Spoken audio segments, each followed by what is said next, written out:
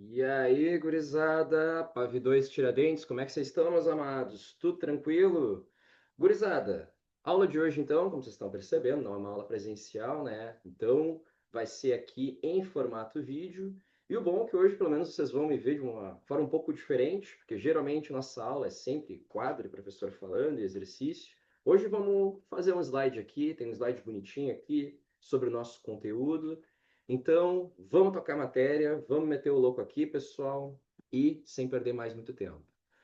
Bom, gente, nosso conteúdo de agora, então, é Brasil Colônia, né? Falamos, então, ao longo do ano, sobre sociedade asteca, sobre sociedade inca, falamos muito brevemente também sobre o período das grandes navegações europeias, os primeiros europeus a pisarem aqui, e como foi a relação entre os europeus e as comunidades originárias daqui, né? Falamos também sobre o impacto que as doenças tiveram para a conquista dos territórios que hoje são o México, onde era o Império Azteca, e as regiões do Chile, da Bolívia, da Colômbia, todos aqueles países do oeste da América do Sul que compunham o Império Inca, né? A gente falou muito bem sobre como vai se formar uma sociedade mestiça, uma sociedade colonial nessas regiões, muitas vezes se aproveitando de estruturas que já haviam, que era o caso da mita e da encomenda no Império Inca, e também, muitas vezes, esses conquistadores europeus, espanhóis principalmente, né? Quando a gente está falando de América Latina, vão se utilizar muito sabiamente das rivalidades que haviam entre esses grupos indígenas.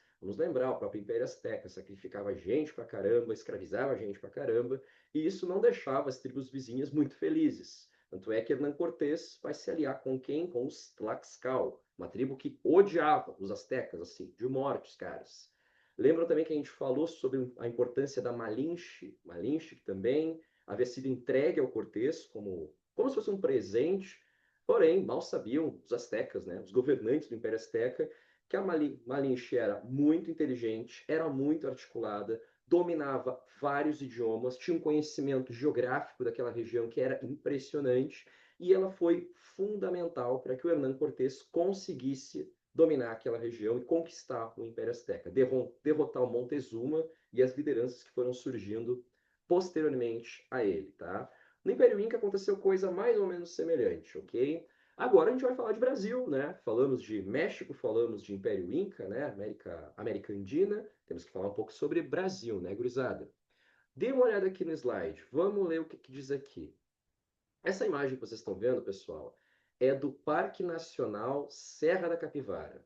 Ele tem a maior e mais antiga concentração de sítios arqueológicos da América. Olha que a gente não está falando de pouca coisa, pessoal. Estamos falando de coisa importante para a história da humanidade. Esse parque, pessoal, é importante por quê?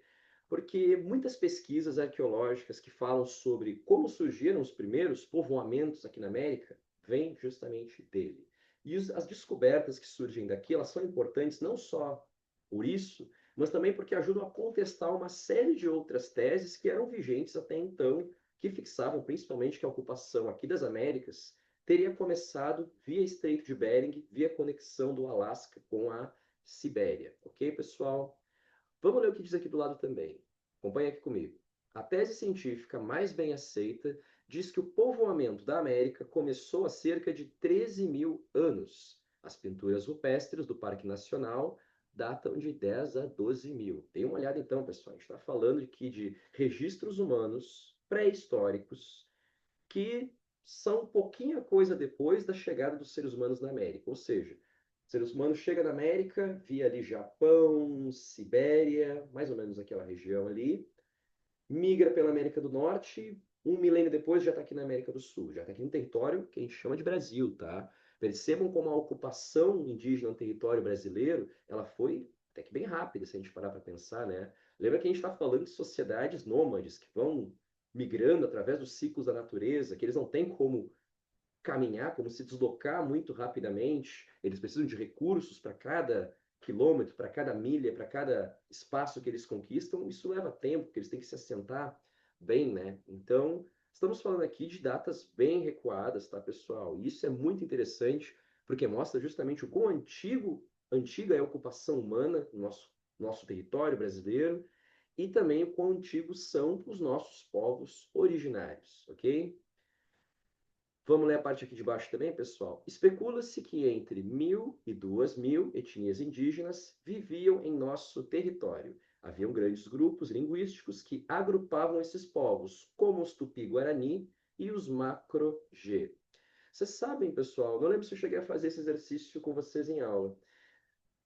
Percebam o seguinte, as estimativas mais baixas dizem que pelo menos 1.000 etnias indígenas viviam no Brasil, tá?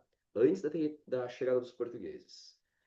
Supondo que a gente está falando de 1.000, pessoal, quando a gente fala de etnias indígenas, a gente está falando de grupos que têm sua língua própria, sua cultura própria, sua culinária, seus deuses próprios e sua maneira de viver. Pelo menos 1.000, ok?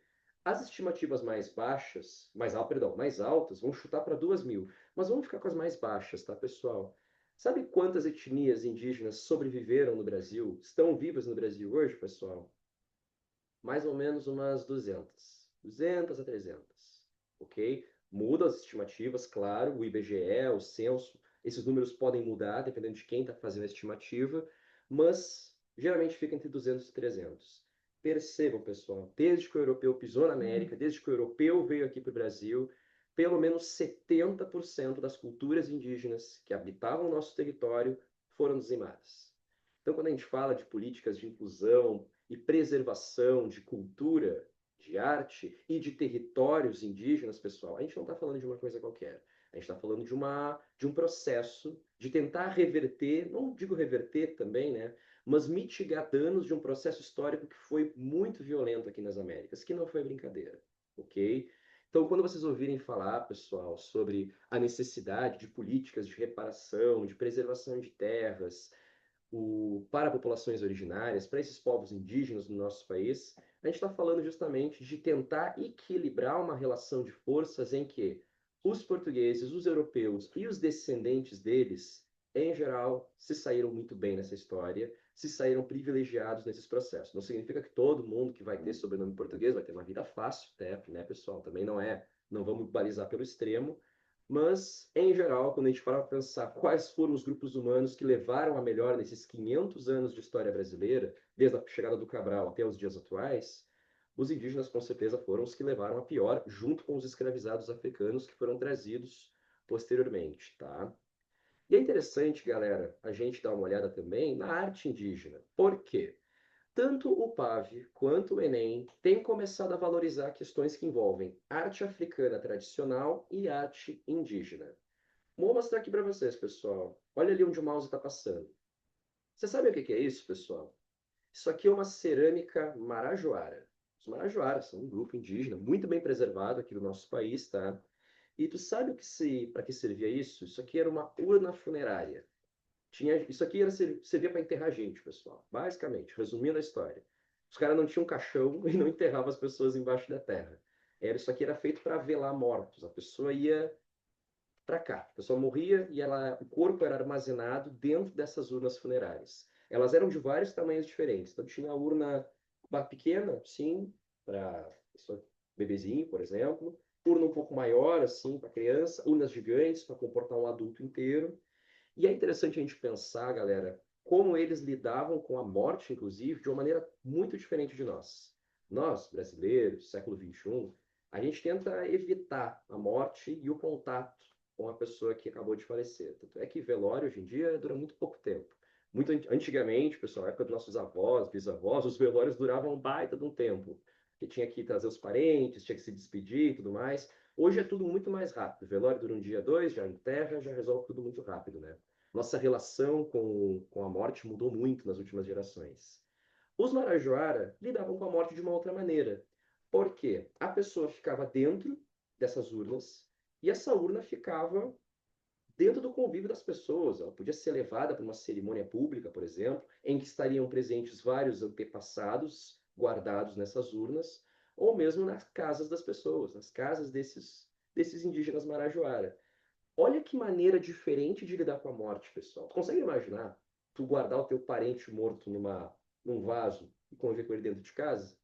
Tem gente que faz. Por exemplo, cremar parente.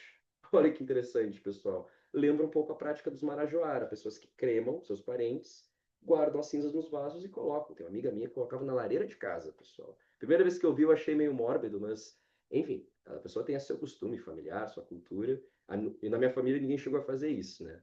Mas olha que interessante, pessoal. É um costume que se mantém, de certa forma, né? Para muitos pode parecer estranho, mas olha que legal. Os Marajoara já faziam isso. E olha que interessante também, tá? As cerâmicas Marajoara, galera, estão entre as formas de arte mais bonitas desses povos, desse povo, desse grupo indígena em particular. A arte indígena, galera, ela sempre tem uma função nessa sociedade. Teve até uma questão, se não me falha a memória, eu acho que foi até do Pavium, pessoal, do Pavium, só que era uma questão de artes, não era de história, que perguntava qual era a diferença entre uma arte ocidental tradicional, uma arte, por exemplo, de um Da Vinci, de um Botticelli, de um Caravaggio, e uma obra de arte indígena, uma produção de arte indígena.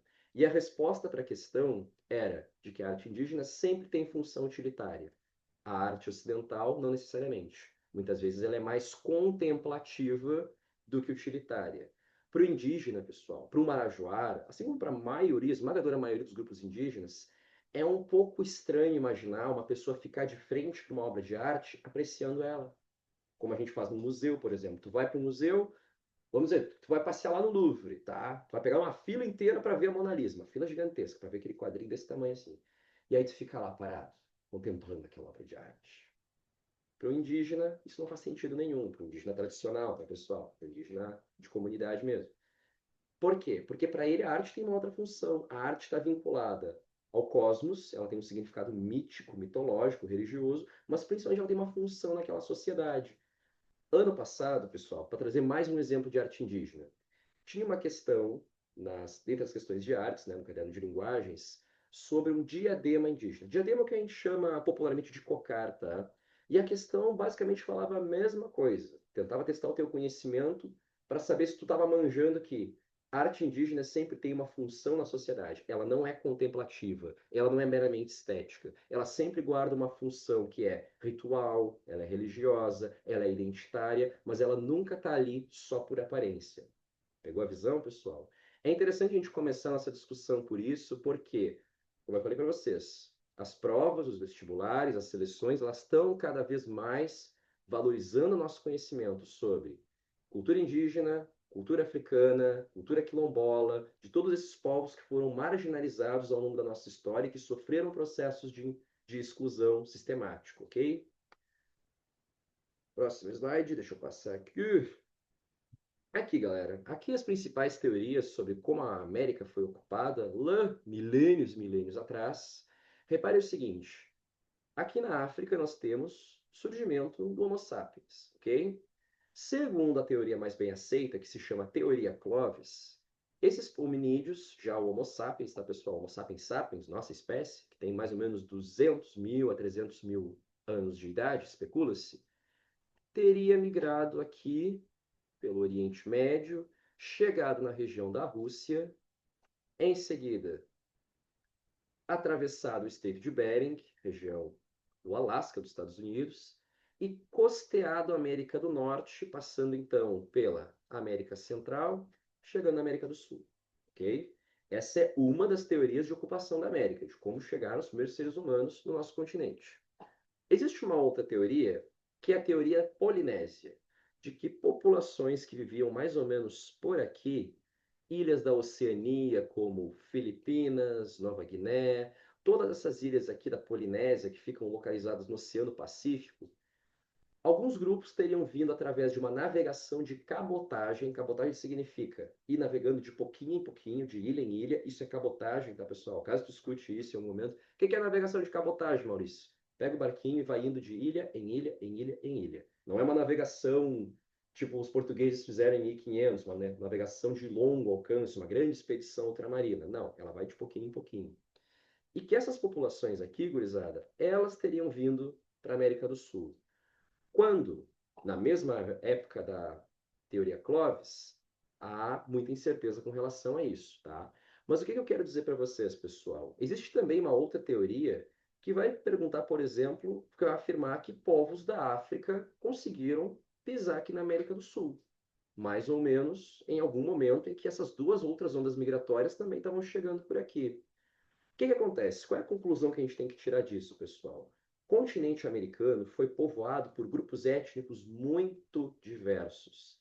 E é importante salientar isso, gurizada, porque a teoria Clovis de que o assentamento humano na América começou via Estados Unidos, o que hoje é os Estados Unidos, é uma teoria que fortalece justamente quem? Os americanos. Porque por trás dessa ideia existe também o interesse dos Estados Unidos de dizer: olha só, nós somos os primeiros americanos. Nós colonizamos toda a América. As pessoas que vieram para a América do Sul depois são todas descendentes dessa onda migratória primeira que veio lá da teoria Clovis, percebe? E é importante hoje a gente salientar que não é que seja mentira, não é que seja mentira que boa parte desses grupos que vieram primeiro vieram da América do Norte. Sim, vieram. Mas também tivemos migrações daqui, cabotagem via Polinésia. Possivelmente tivemos alguns vindos da África, o que se especula com relação ao fóssil da Luzia, vocês já devem ter ouvido falar, pessoal. Luzia tinha morfologia africana. Como é que um crânio com morfologia africana foi encontrado aqui no território brasileiro, pessoal? E com uma datação super antiga, que alguns estimam em 17 mil anos, 20 mil anos, algumas estimativas mais longas. Como? Chegou aqui. Se o crânio está aqui, é porque, de fato, uma pessoa com aquela morfologia, com aquela característica, pisou aqui na América e provavelmente não veio sozinha. Então, isso desmente um pouco a ideia de que a ocupação americana, a ocupação humana na América começa via América do Norte, não necessariamente. Temos essa onda, mas também temos a onda polinésia e possivelmente tivemos ondas migratórias vindas da África também. Então, desde os primórdios, o continente americano, ele é diverso, ele tem uma composição étnica, racial, morfológica diversificada. Ele não vem de um único grupo, de um único tronco linguístico, étnico, que quer que seja. Tá, pessoal?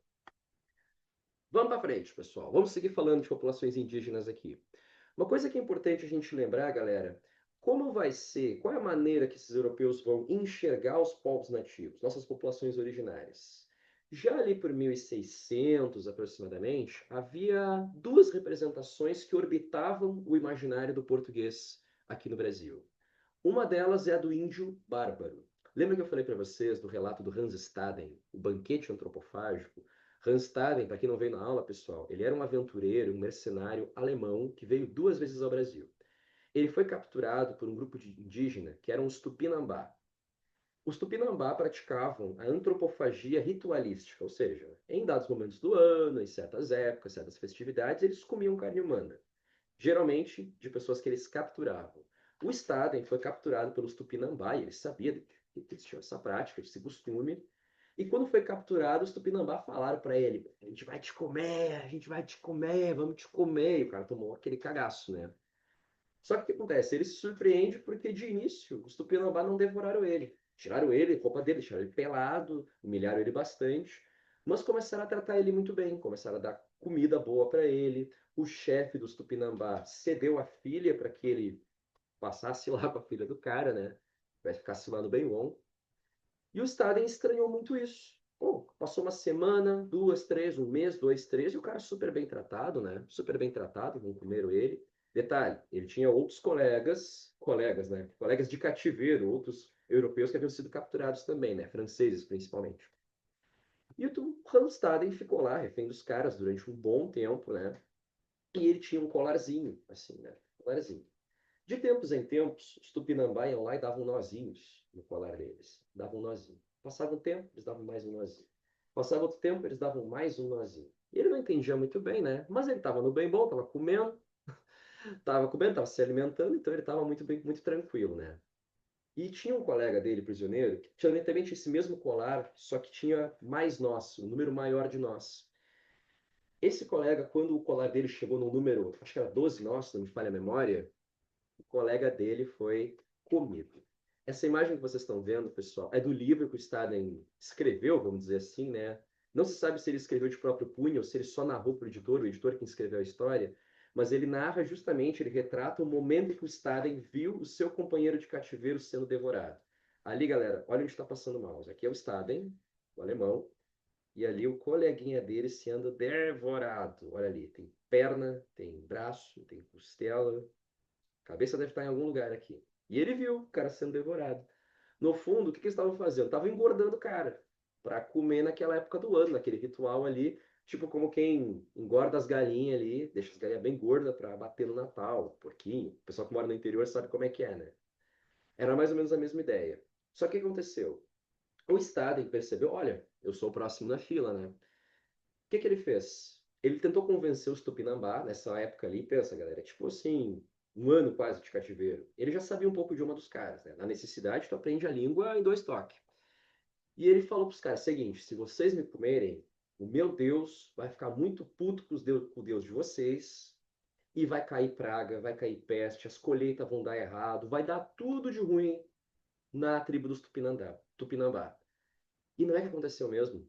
Dizem, né? Diz o Randstad no relato dele, que foi assim que ele se livrou dessa situação. Deu peste, deu chuva, as colheitas se ferraram, começou a dar tudo errado, começou a ter invasão, eles começaram a brigar tudo, e eles fizeram essa conexão. Bah, o cara praguejou a gente, o que que a gente vai fazer? Vamos libertar o cara. O Staden passou um tempo, foi libertado do cativeiro com os Tupinambá e se largou de volta para Marsburg, lá na Alemanha. Lá ele contou a história dele e um editor, dono de uma editora, se comoveu muito com essa história, achou a história muito interessante, fascinante, e decidiu publicar um livro com os relatos do Hans Staden, principalmente desse cativeiro, esse período em que ele foi prisioneiro dos Tupinambá. O livro foi um best-seller na época, foi traduzido em vários idiomas, foi traduzido em latim. Por que latim, pessoal? Antigamente, o inglês não era a língua mundial. Hoje, o inglês é considerado a língua mundial. Antigamente, até 1800, mais ou menos, a língua mundial era o latim. Os tratados científicos eram feitos em latim, a Bíblia era escrita em latim, textos jurídicos eram todos escritos em latim, e o texto do Staden foi escrito em latim. Para quê? Para que mais pessoas pudessem ler. Ele também foi para o inglês, para o francês, para o português, para o espanhol, todos esses idiomas aí, tá? De tanto sucesso que fez. Só que esse relato, meus amados, ele vai ter uma importância na maneira como muitos grupos indígenas vão ser imaginados aqui no Brasil. Tenta imaginar, galera, o alemão, o holandês, vários portugueses, a maior parte dos europeus, 99% deles, nunca viu um nativo brasileiro. Mas eles conhecem os nativos por causa desse relato que o Staden revela para nós. Qual é a ideia que sobrevive na imaginação do europeu? O indígena brasileiro é um bárbaro, ele come gente, ele é atrasado. Ele é uma pessoa que tem que ser civilizada, tem que ser catequizada, tem que dar um jeito nesses caras aí, porque eles não são gente que nem a gente. Olha como se constrói o imaginário em torno do indígena, pessoal. Do índio como atrasado, como violento, come gente. Inclusive, pessoal, se vocês pararem para pensar, não é que eles não comessem, eles comiam.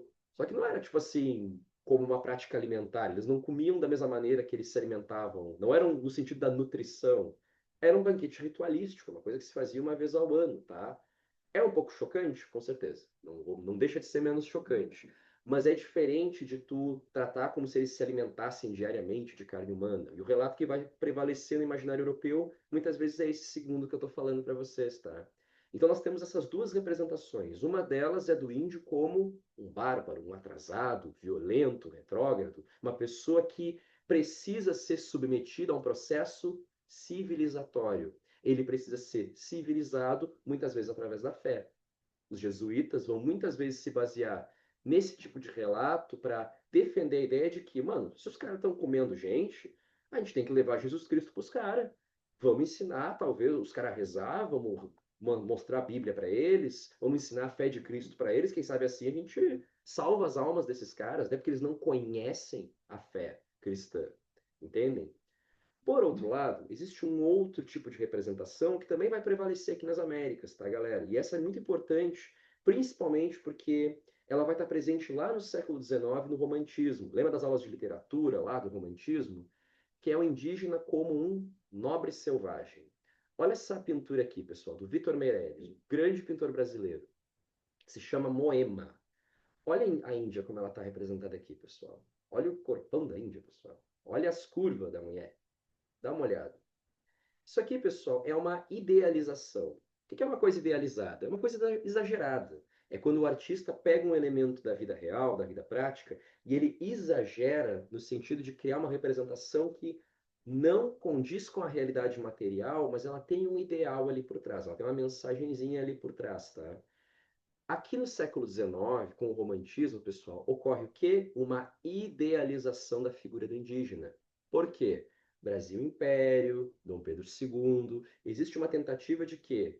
Buscar as raízes do Brasil, as raízes nacionais do Brasil. Quem é que estava aqui no Brasil antes dos portugueses? Os indígenas, os tupi, os guarani, os tupinambá, entre outros, tá, pessoal? Então, vários pintores, pintores inclusive acadêmicos, pintores assim, ó, que estudaram em academias, em escolas de arte extremamente prestigiadas, que é o caso do Vitor Meirelles, vão fazer pinturas, outros artistas vão fazer esculturas enaltecendo o indígena. Agora, o indígena já não é mais um bárbaro comedor de gente, não. O indígena é quase como aqueles deuses da antiguidade. Quando tu olha aqui o corpo da Moema, pessoal, tu consegue ver um tipo, um perfil de beleza que lembra muito uma Vênus do Botticelli, lembra muito uma Afrodite, lembra muito uma deusa grega, por exemplo. E não é sem razão que essas semelhanças ocorrem. O artista usa dessas estratégias como forma de quê? Validar o objeto que ele está representando. Percebam, pessoal. Mesma pessoa, mesma categoria, o índio brasileiro. Só que no momento tratado como um bárbaro, atrasado, comedor de gente, e no outro sendo tratado como um nobre, um semideus, alguém que guarda as origens da nossa identidade nacional. Ok? Galerinha amada, por hoje é isso, então, tá? Bom da aula gravada, que ela vai rápido, o conteúdo vai bem rápido, né? Próxima aula, então, a gente vai falar um pouco mais sobre Palmares, Quilombo dos Palmares, a escravidão negra, sobre o Brasil holandês e vamos fechar o ciclo do açúcar, falar um pouco também sobre o ciclo do ouro aqui no Brasil, que é um tema muito importante para nós, tá, galera? Gurizada, sabem que podem contar comigo aí, porque vocês precisarem. Qualquer coisa, o Prof. Mauro está à disposição de vocês. E vamos embora, né? Beijão, galera. Semana que vem a gente se vê ao vivo.